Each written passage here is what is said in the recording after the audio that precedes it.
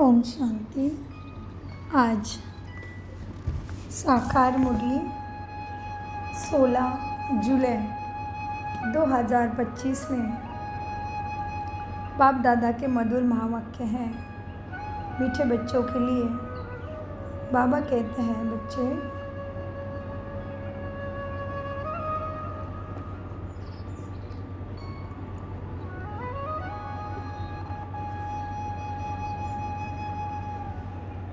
मीठे बच्चे, महावाक्य हैं मीठे बच्चे, जो सर्व का सद्गति दाता, सद्गति करने वाला, जीवन मुक्ति दाता है, वह आपका बाप बना है। तुम उनकी संतान हो तो कितना नशा रहना चाहिए? प्रश्न। किन बच्चों की बुद्धि में बाप की याद निरंतर नहीं ठहर सकती? उत्तर। जिन्हें पूरा निश्चय नहीं है कि उनकी बुद्धि में याद ठहर नहीं सकती।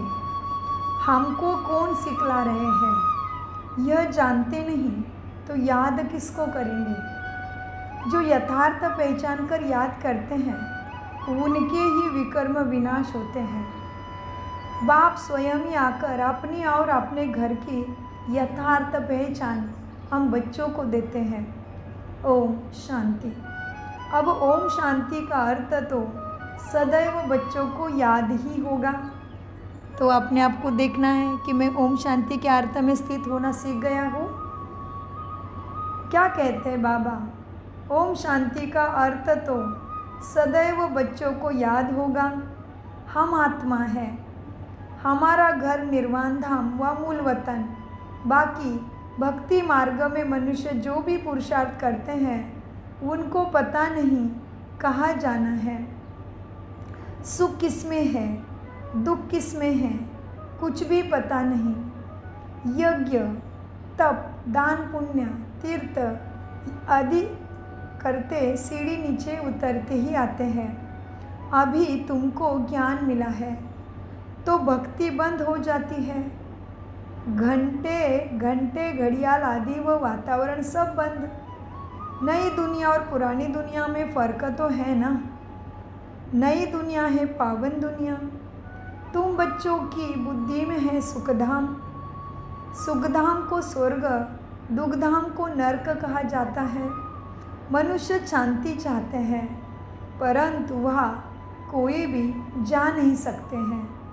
परमात्मा नहीं आते हैं, शांति धाम का रास्ता नहीं बताते, तब तक शांति धाम कोई जा नहीं सकते। शांति तो सभी मांगते लेकिन कोई जा नहीं सकता। तो बाबा कहते हैं, बाप कहते हैं, मैं जब तक यहाँ भारत में न आऊँ तब तक मेरे सिवाय तुम बच्चे जा नहीं सकते। भारत में ही शिव जयंती गाई जाती है। निराकार जरूर साकार में आएगा ना। शरीर बिगर आत्मा कुछ कर सकती है क्या? शरीर बिगर तो आत्मा भटकती रहती है, दूसरे तन में भी प्रवेश कर लेती है। कोई अच्छे होते हैं, कोई चंचल होते हैं, एकदम तबाही बना लेते हैं। आत्मा को जरूर शरीर चाहिए। वैसे ही परमपिता परमात्मा को भी शरीर न हो तो भारत में क्या करेंगे आकर? भारत ही अविनाशी खंड है। सत्ययुग में एक ही भारत खंड है और सब खंड विनाश हो जाते हैं। गाते हैं आदि सनातन देवी देवता धर्म था। यह लोग फिर आदि सनातन हिंदू धर्म कह देते हैं। वास्तव में शुरू में कोई हिंदू नहीं, देवी देवताएं थे। यूरोप में रहने वाले अपने को क्रिश्चियन कहते हैं। यूरोपियन धर्म थोड़ी ही कहेंगे। यह हिंदुस्तान में रहने वाले हिंदू धर्म कह देते हैं। जो देवी धर्म श्रेष्ठ थे वही 84 जन्म में आते धर्म भ्रष्ट बन गए हैं। देवता धर्म के जो होंगे वही यहाँ आएंगे। अगर निश्चय नहीं तो समझो इस धर्म के नहीं है। भले यहाँ बैठे होंगे तो भी उनकी समझ में नहीं आएगा, वह कोई प्रजा में कम पद पाने वाला होगा। चाहते सब है सुख शांति। क्या चाहते सभी? सुख शांति। वह तो होती है सतयुग में। सब तो सुख धाम में जा न सकते, सब तो सुख धाम में जा न सकते। सब धर्म अपने अपने समय पर आते हैं। अनेक धर्म है ना, झाड़ वृद्धि को पाता रहता है। मूल थूर है देवी देवता धर्म, वह है 3 ट्यूब।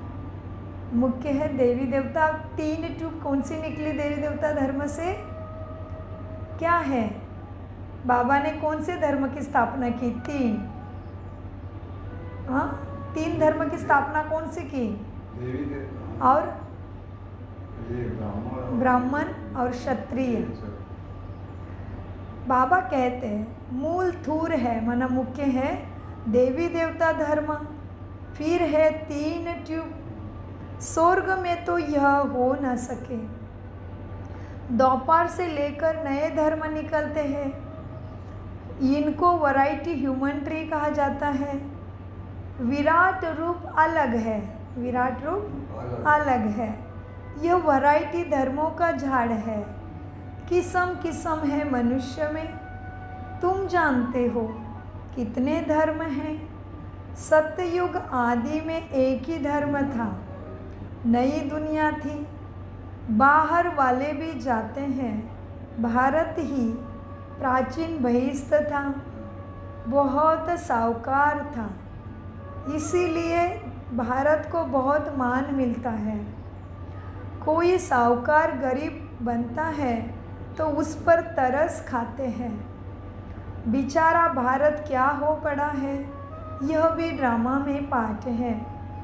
कहते भी है सबसे जास्ती रहमदिल ईश्वर ही है, और आते भी भारत में हैं। गरीबों पर ज़रूर साहूकार ही रहम करेंगे ना। बाप है बेहद का साहूकार, ऊंचे ते ऊंचे बनाने वाला। तुम किसके बच्चे बने हो, वह भी नशा होना चाहिए। परमपिता परमात्मा शिव की हम संतान हैं, जिसको ही मुक्तिदाता, जीवन मुक्तिदाता, सद्गति दाता कहते हैं। किसको कहते जीवन मुक्तिदाता? किसको कहते जीवन मुक्तिदाता? जीवन मुक्तिदाता कौन है? देवी देवता। मुक्ति, जीवन मुक्ति कौन देता है? शिव बाबा। बाबा कहते हैं जो परमपिता परमात्मा शिव की संतान हम हैं, वो हम उसको कहते हैं जीवन मुक्ति दाता, सद्गति दाता। जीवन मुक्ति पहले पहले सतयुग में होती है। यह तो है जीवन बंधन। भक्ति मार्ग में बहुत पुकारते हैं, बाबा बंधन से छुड़ाओ। अभी तुम पुकार नहीं सकते, अभी तुम पुकार नहीं सकते। तुम जानते हो बाप जो ज्ञान का सागर है, वही वर्ल्ड की हिस्ट्री ज्योग्राफी का सार समझाते हैं। वो बाबा नॉलेजफुल है ना, इसलिए तुम्हें क्या करते? वर्ल्ड की हिस्ट्री ज्योग्राफी का सार समझाते हैं। है तो खुद कहते हैं मैं भगवान नहीं हूँ। यह ब्रह्मा तो कहते हैं कि मैं भगवान नहीं हूँ। तुम्हें तो देह से न्यारा देही अभिमानी बनना है। सारी दुनिया को, अपने शरीर को भी भूलना है। यह भगवान है नहीं। कौन? ब्रह्मा भगवान है नहीं। इनको कहते ही है बाप दादा। बाप है ऊंचे ते उच्च। यह पतित पुराना तन है, महिमा सिर्फ एक की है। उनसे योग लगाना है, तभी ही पावन बनेंगे, नहीं तो कभी पावन नहीं बन सकेंगे। और पिछाड़ी में हिसाब किताब चुकतू कर सजाए खाकर चले जाएंगे। भक्ति मार्ग में हमसो सोहम का मंत्र सुनाते आए हो। हम आत्मा सो परमपिता परमात्मा सो हम आत्मा, यही रॉन्ग मंत्र परम पिता से बेमुख करने वाला है। बाप कहते हैं, मीठे बच्चे, परमात्मा सो आत्मा हम कहना यह बिल्कुल रॉन्ग है। खुद को हम ही आत्मा परमात्मा है ये कहना बिल्कुल रॉन्ग है। आत्मा सो हम परमात्मा कहना यह बिल्कुल रॉन्ग है। अभी तुम बच्चों को वर्णों का भी रहस्य समझाया गया है। हम सो ब्राह्मण हैं, फिर हम सो देवता बनने के लिए पुरुषार्थ करते हैं, फिर हम सो देवता बन क्षत्रिय वर्ण में आएंगे। और कोई को थोड़ी ही पता है कि हम करे कैसे 84 जन्म लेते हैं, किस कुल में लेते हैं। तुम अभी समझते हो हम ब्राह्मण हैं। बाबा तो ब्राह्मण नहीं बनते हैं, बाबा तो ब्राह्मण नहीं है। तुम इन वर्णों में आते हो। अब ब्राह्मण धर्म में एडॉप्ट किया, ब्राह्मण धर्म में एडॉप्ट किया है। शिव बाबा द्वारा प्रजापिता ब्रह्मा की संतान बने हो। यह भी जानते हो निराकारी आत्माएं असली ईश्वरीय कुल की है। निराकारी दुनिया में रहने वाली है, फिर साकारी दुनिया में आती है। पाठ बजाने आना पड़ता है। वहाँ से आए, फिर हमने देवता कुल में 8 जन्म लिए, फिर हम क्षत्रिय कुल में वैश्य कुल में जाते हैं। बाप समझाते हैं, तुमने इतने जन्म देवी कुल में लिए, फिर इतने जन्म क्षत्रिय कुल में लिए। 84 जन्मों का चक्र है। तुम्हारे बिगर यह ज्ञान और कोई को मिल न सके। जो इस धर्म के होंगे वही यहाँ आएंगे। राजधानी स्थापन हो रही है। कोई राजा रानी, कोई प्रजा बनेंगे। Suryavanshi Lakshmi Narayan the first, second, third, 8 गद्दी चलती है, इसलिए कृष्ण जन्माष्टमी कहते हैं। 8 आत्माएं ऐसे दिव्या भी बनती है जो कृष्ण की गद्दी चलाएंगे। Krishna number 1, Krishna number 2, Krishna number 3, ऐसे 8 आत्माएं श्रेष्ठ हैं, इसलिए कृष्ण जन्माष्टमी कहते हैं। बाबा कहते हैं, कोई राजा रानी, कोई प्रजा बनेंगे। Suryavanshi Lakshmi Narayan the first, second, third, 8 गद्दी चलती है। फिर क्षत्रिय धर्म में भी फर्स्ट, सेकेंड, थर्ड ऐसे चलता है। यह सब बातें बाप समझाते हैं। ज्ञान का सागर जब आते हैं तो भक्ति खलास हो जाती है। रात खत्म हो, दिन होता है। वहाँ किसी भी प्रकार के धक्के नहीं होते हैं। आराम ही आराम है, कोई हंगामा नहीं है। यह भी ड्रामा बना हुआ है। भक्ति कल्ट में ही बाप आते हैं। सबको वापस ज़रूर जाना है, फिर नंबरवार उतरते हैं। क्राइस्ट आएंगे तो फिर उनके धर्म वाले भी आते रहेंगे। अभी देखो कितने क्रिश्चियन हैं। क्राइस्ट हो गया क्रिश्चियन धर्म का बीज। इस देवी देवता धर्म का बीज है परमपिता परमात्मा शिव। तुम्हारा धर्म स्थापन करते हैं परमपिता परमात्मा। तुमको ब्राह्मण धर्म में किसने लाया? बाप ने अडॉप्ट किया तो उनसे छोटा ब्राह्मण धर्म हुआ है। बाप ने अडॉप्ट किया है तो उससे छोटा सा ब्राह्मण धर्म स्थापन हुआ है। ब्राह्मणों की चोटी गाई जाती है ना, यह है निशानी। चोटी पर नीचे आओ तो शरीर बढ़ता जाता है। यह सब बातें बाप ही बैठ समझाते हैं। जो बाप कल्याणकारी है वही आकर भारत का कल्याण करते हैं। सबसे अधिक कल्याण तो तुम बच्चों का ही करते हैं। तुम क्या से क्या बन जाते हो। तुम अमर लोक के मालिक बन जाते हो। अभी ही तुम काम पर जीत पाते हो। वह अकाली मृत्यु होती नहीं, मरने की बात नहीं। बाकी चोला तो बदलेंगे ना। जैसे सर्प का एक खाल उतार दूसरे लेती है, यहाँ भी तुम यह पुरानी खाल छोड़ नई दुनिया में नई खाल लेंगे।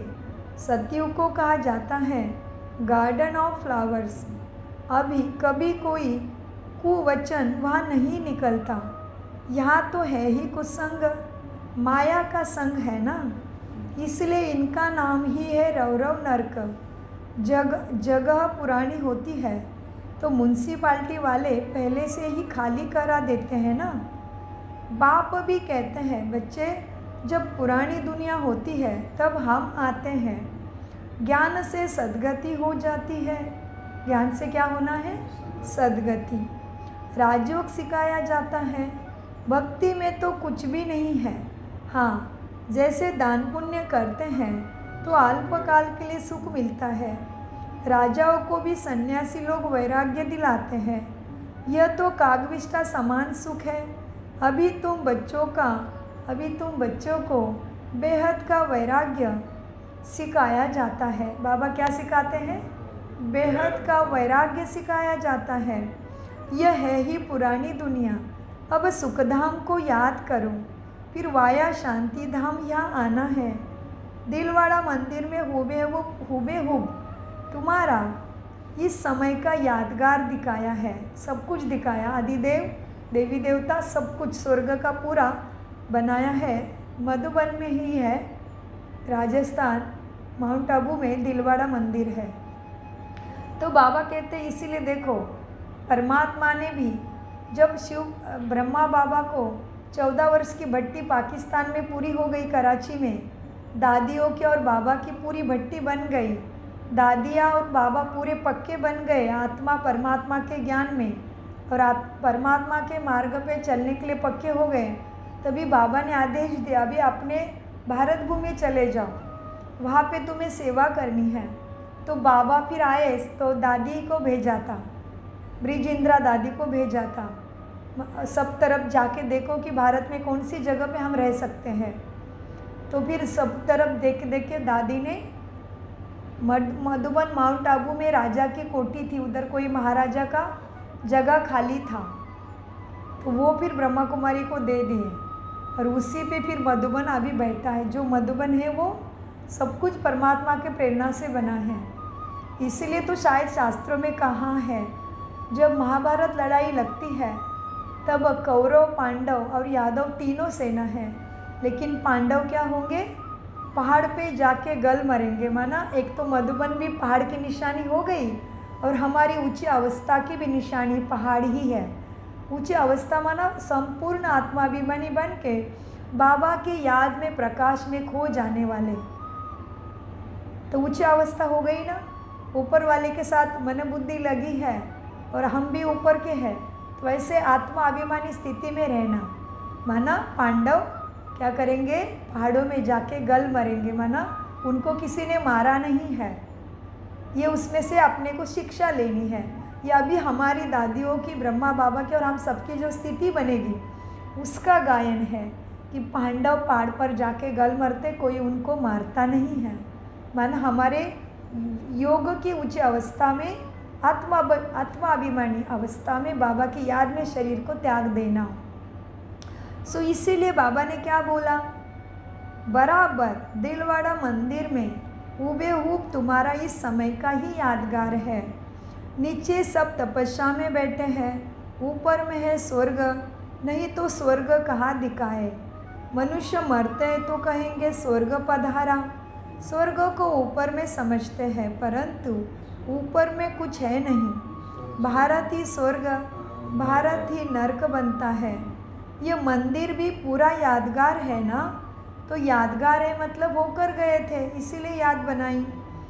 तो यह मंदिर आदि सब बाद में बनाते हैं। स्वर्ग में भक्ति होती नहीं, वहाँ तो सुख ही सुख है। बाप आकर सब राज समझाते हैं और सब आत्माओं के नाम बदलते हैं। शिव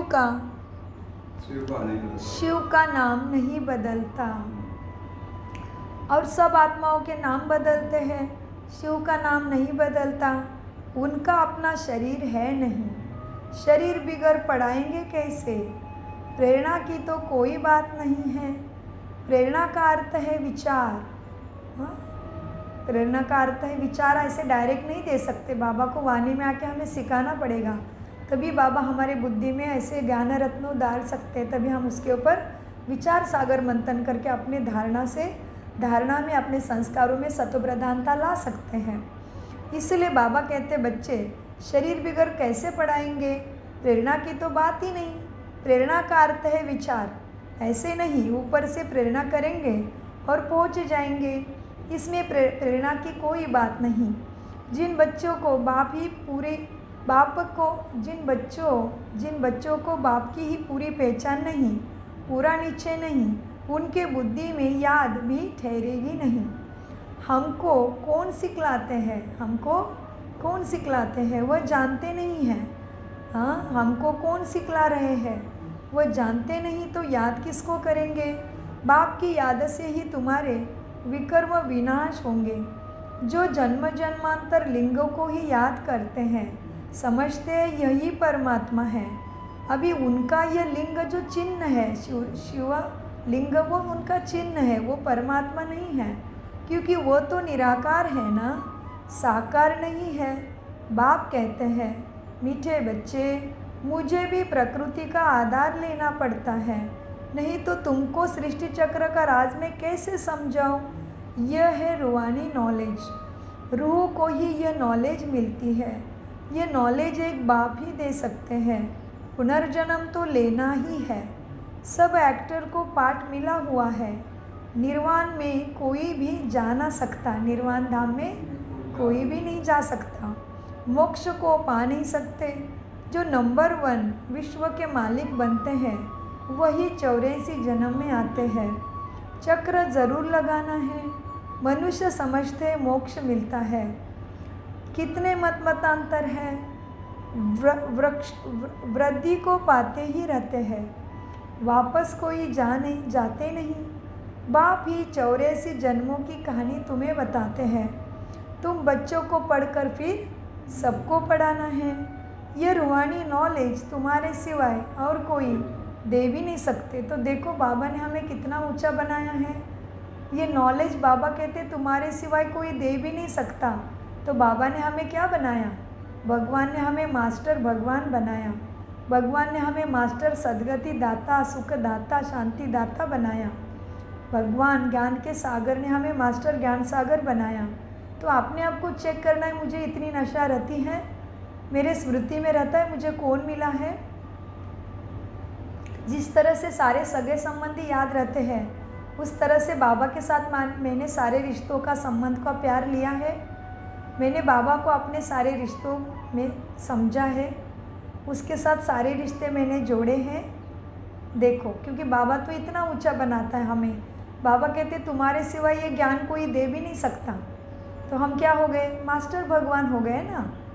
तो कितनी नशा चढ़नी चाहिए। तो ऐसे बाबा को हमें कितना रिस्पेक्ट देना है। देखो, केवल भक्ति में गाया था कि तू जब आएगा तो तेरा तुझको अर्पण कर देंगे, तेरे चरणों के हम दास बन जाएंगे। हम तो तेरे चरणों की धूल है, माना खुद को अस्तित्व भूल जाएंगे हम। तो हमारा खुद का अस्तित्व क्या है अभी? ये शरीर, और शरीर के पदार्थ, वस्तु और संबंध। तो अभी हम ऐसे बने हैं कि हमने केवल भक्ति में झूठी झूठी प्रॉमिस की थी, और अभी जो प्रैक्टिकल में वो आया है तो हम क्या कर रहे हैं? हम अलबेले तो नहीं बन रहे हैं ना। देखना है स्वयं को। तो मीठे बच्चे, बाबा कहते हैं तुम बच्चों को पढ़कर फिर पढ़ाना है। यह रूहानी नॉलेज तुम्हारे सिवाय और कोई दे ना सके। ना शूद्र ना देवताएं दे सकते हैं। कितनी ऊंची बात है, कितनी सुंदर बात है। देखो अब बाबा कहते बच्चे, सतयुग में दुर्गति होती नहीं। जो नॉलेज मिले, नॉलेज की वहाँ दरकार नहीं। ये नॉलेज है ही सदगति के लिए। सदगति दाता, लिबरेटर, गाइड भी एक ही बाबा है। सिवाय याद की यात्रा के कोई भी पवित्र न बन सके। सजाएं ज़रूर खानी पड़ेगी, पद भी भ्रष्ट हो जाएगा। सबका हिसाब किताब चुकतू तो होना है ना। तुमको तुम्हारी ही बात समझाते हैं। और धर्मों में जाने की क्या पड़ी है। भारतवासियों को यह नॉलेज मिलती है। बाप भी भारत में ही आकर 3 धर्म की स्थापना करते हैं। अभी तुमको शूद्र धर्म से निकाल उच्च कुल में ले जाते हैं।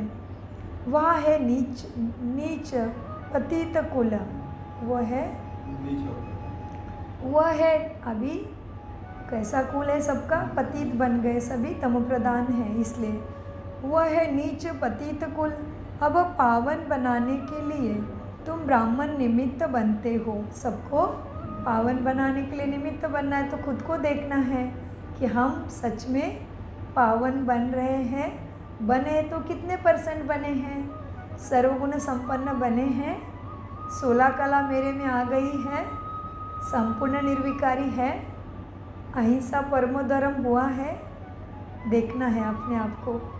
मीठे बाबा कहते हैं, बच्चे अब पावन बनने के लिए तुम ब्राह्मण निमित्त बनते हो। हाँ, पावन बनाने के लिए मतलब बाबा हमें पावन ही देख रहे हैं। बाबा हमें संपूर्ण देख रहे हैं। बाबा हमें संपन्न ही देख रहे हैं। तो कितने भाग्य की, कितना परम भाग्य है देखो हमारा। हम पद्मा पदम आरब खरब पद्मापति हो गए ना। भगवान हमें इतनी ऊंची नज़र से देख रहे हैं। हम पैदा भी नहीं हुए थे तभी। ये साकार मुरली है। तो हम जानते हैं कि हम तब ज्ञान में आए ही नहीं थे। हम कलयुग में ही खेल खेल रहे थे कि नहीं। हम कल्याणकारी पुरुषोत्तम युग में आए नहीं थे। तभी ही बाबा ने हमारे लिए भविष्यवाणी लिख के रखी है कि मेरा हर बच्चा पावन बच्चा बन के सबको सद्गति का ज्ञान देगा। मेरे बच्चे ही सबको पावन बना सकेंगे। मेरे बच्चे ही प्रकृति को भी, पांचों तत्वों को और सभी आत्माओं को पावन बनाएंगे। तो कितनी नशा चढ़नी चाहिए देखो। भगवान मुझे कितना ऊंचा बनाता है। मेरे से कौन इतना प्यार करेगा बताओ? कोई नहीं करता ना इस दुनिया में। सभी आत्माएं कैसे हैं? अपने स्वार्थ करते हैं, स्वार्थ के हिसाब से करते हैं ना सभी। तो बाबा कैसा है? निरहंकारी, निराकारी, निर्विकारी, निस्वार्थ, सदा ही दाता। हाँ, सो मीठे बच्चे, अब पावन बनाने के लिए तुम ब्राह्मण निमित्त बनते हो। इनको रुद्र ज्ञान यज्ञ कहा जाता है। रुद्र शिवाबा ने यज्ञ रचा है। इस बेहद के यज्ञ में सारी पुरानी दुनिया की आहुति पड़नी है। फिर नई दुनिया स्थापन हो जाएगी। पुरानी दुनिया ख़त्म होनी है। तुम यह नॉलेज लेते ही हो नई दुनिया के लिए। देवताओं की परछाई पुरानी दुनिया में नहीं पड़ती। तुम बच्चे जानते हो कि कल्प पहले जो आए होंगे वही आकर ये नॉलेज लेंगे। नंबरवार पुरुषार्थानुसार पढ़ाई पढ़ेंगे। मनुष्य यहाँ ही शांति चाहते हैं। अब आत्मा तो है ही शांति धाम में रहने वाली, बाकी यहाँ शांति कैसे हो सकती है? इस समय तो घर घर में अशांति है। रावण राज्य है ना, तो सतयुग में बिल्कुल ही शांति का राज्य होता है। एक धर्म, एक भाषा होती है।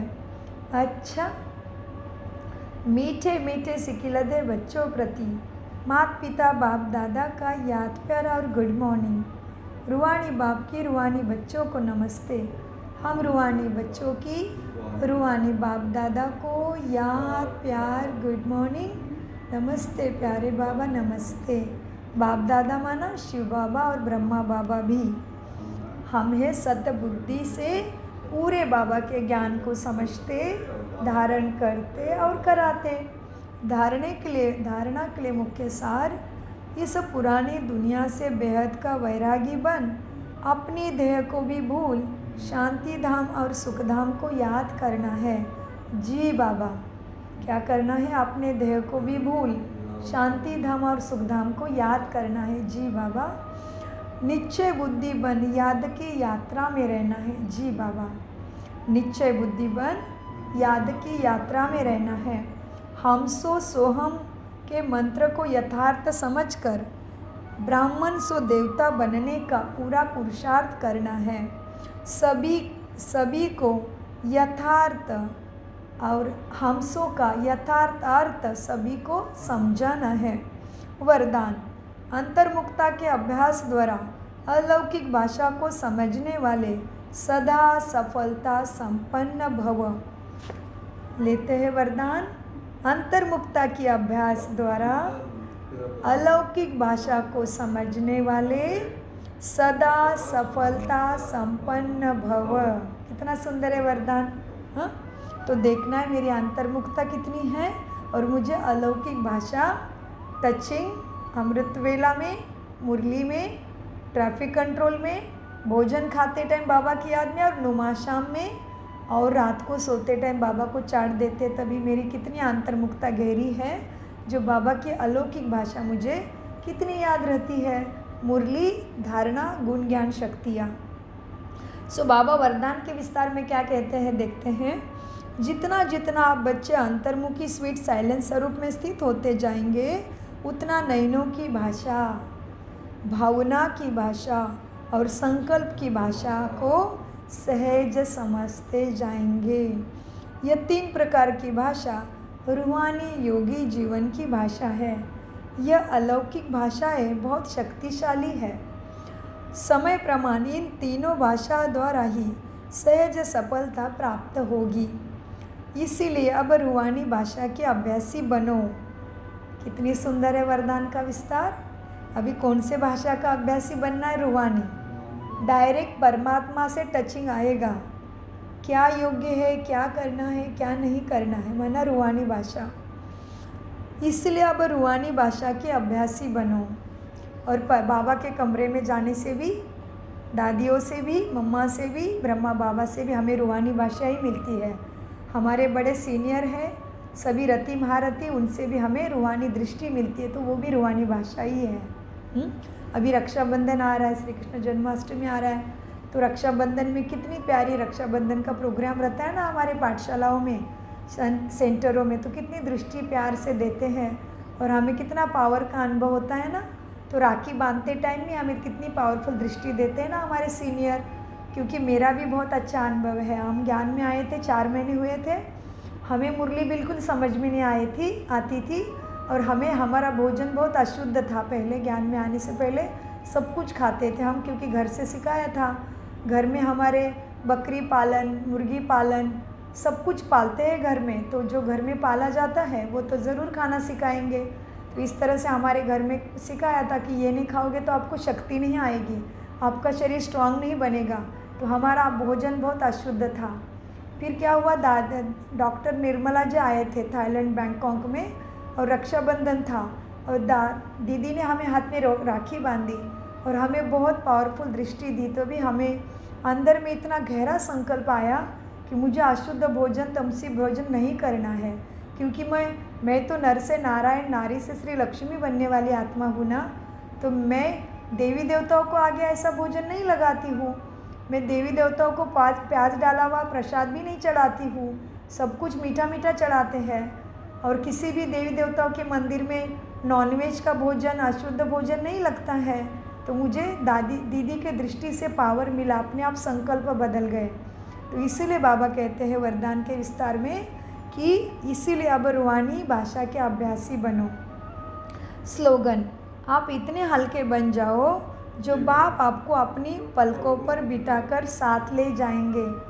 देखो कैसे बाबा साथ लेके जाएंगे, इतने हल्के कैसे बनेंगे? हल्के, सदा आत्मा अभिमानी स्थिति, क्योंकि आत्मा तो एनर्जी है, लाइट है, उसका कोई वजन ही नहीं है।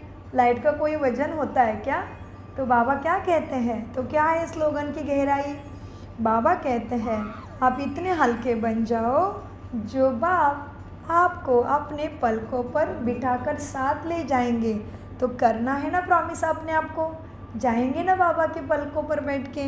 बाबा कभी कभी मुरली में कहते हैं ना, बच्चे शिव की बारात गाई हुई है। हाँ, तो हम शिव के बाराती नहीं हैं। पीछे पीछे आने वाले लूढ़े लंगड़े शिव की भक्ति में गाते हैं ना, शिव की बारात में लूढ़े लंगड़े, बीमार, जानवर, कुत्ता बिल्ली सब रहते हैं, है ना शिव की बारात। तो शिव की बारात माना आत्माएं ऊपर जाके भी ऐसे परम धाम में अपने अवस्था के अनुसार, अपने ताकत के अनुसार, अपने सत्व प्रधानता के अनुसार बैठेंगे। और बाबा के साथ भी जाने का अधिकार किसको मिलेगा? जो आत्माभिमानी स्थिति में स्थित हो गए हैं, उनके लिए आत्मा परमात्मा का ज्ञान पूरा समझ लिया है और ये विनाशी शरीर में कोई भी ममत्व नहीं रहा है। मन बुद्धि संस्कार पूरे देही अभिमानी जिन्होंने बनाया है, आत्मा अभिमानी जिन्होंने बनाया, वही बाबा के साथ जाएगा। क्योंकि भगवान प्रॉमिस कर रहा है, भगवान झूठ नहीं बोलते, भगवान है सत्यम शिवम सुंदरम। इसलिए बाबा स्लोगन में कहते हैं अब इतने हल्के बन जाओ जो बाप आपको अपनी पलकों पर बिठाकर साथ ले जाएंगे। अव्यक्त इशारे संकल्पों की शक्ति जमा कर श्रेष्ठ सेवा के निमित्त बनो। वर्तमान समय विश्व कल्याण करने का सहज साधन है अपने श्रेष्ठ संकल्प की एकाग्रता। कितना आसान कर दिया, घर बैठे बैठे विश्व की सेवा मनसा द्वारा कर सकते, लेकिन क्या चाहिए हमारे पास? श्रेष्ठ संकल्प की एकाग्रता, जो बाबा हमें मुरली में देते हैं। सोमान ज्ञान गुण शक्तियाँ, यही श्रेष्ठ संकल्प है। हाँ, तो इसीलिए 5 स्वरूप का अभ्यास, सारे सोमानों का अभ्यास, फिर चारों धाम की यात्रा, ये सारी चीज़ें हमें बहुत मदद करती है। वर्तमान समय विश्व कल्याण करने का सहज साधन अपने श्रेष्ठ संकल्प की एकाग्रता है। इससे ही सर्व आत्माओं की भटकती हुई बुद्धि को तुम एकाग्र कर सकेंगे। विश्व की सर्व आत्माएं विशेष यही चाहना तुमसे रखती है कि भटकी हुई बुद्धि एकाग्र हो जाए। सभी चाहते हैं ना, मन तो बहुत चंचल है, मन की अशांति से सब परेशान है। तो बाबा कहते सभी चाहते हैं कि मन एकाग्र हो जाए और उनको भी भगवान से सारी प्राप्ति हो जाए, उनको भी मन की शांति का अनुभव हो जाए। तो इसलिए बाबा कहते हैं अव्यक्त इशारों में, विश्व की सर्व आत्माएं विशेष यही चाहना रखती है कि भटकी हुई बुद्धि एकाग्र हो जाए, वह मन चंचलता से एकाग्र हो जाए। इसीलिए एकाग्रता अर्थात एक बाप दूसरा न कोई, इस स्थिति अपने को निर्माण करो, अपने अंदर वो स्थिति धारण करो। इसलिए तुम्हें एकाग्रता अर्थात सदा एक बाप दूसरा न कोई, इसी स्मृति से एक रस स्थिति में स्थित होने का विशेष अभ्यास करो। जी बाबा करेंगे। ओम शांति, ओम शांति, ओम शांति। मीठे प्यारे बाप दादा का अनगिनत पदम गुना शुक्रिया शुक्रिया शुक्रिया। कम बोलो, मीठा बोलो, धीरे बोलो, सोच समझ कर बोलो। और बाबा सदा याद है, मेरा तो एक बाबा दूसरा न कोई। इस भाव को पक्का करो, तभी बाबा हमें उसके पलकों में लेके जाएंगे। ओम शांति श्रेष्ठ आत्मा। शुक्रिया, आपका बहुत बहुत स्वागत है बाबा के ज्ञान अमृत प्राशन के क्लास में। आशा करते हैं आपको हम प्रत्यक्ष भी कभी मिले। आप कौन से कंट्री से हो, आप भारत से हो या दूसरे देश से हो, हमें बता देना। भारत में हो तो हम आपको ज़रूर मिलेंगे, और भारत में हम नहीं मिल पाए तो आपका भी ब्रह्मा की लैंड थाईलैंड में ज़रूर स्वागत है। बैंकॉक आओगे तो हमें ज़रूर मिलना। हमारा एड्रेस पता हम आपको सब कुछ ईमेल के द्वारा दे सकते हैं। तो आपका स्वागत है। हमारे साथ बेबी साहब जुड़े हैं, उनका बहुत बहुत स्वागत है। ओम शांति। एक बाबा दूसरा न कोई।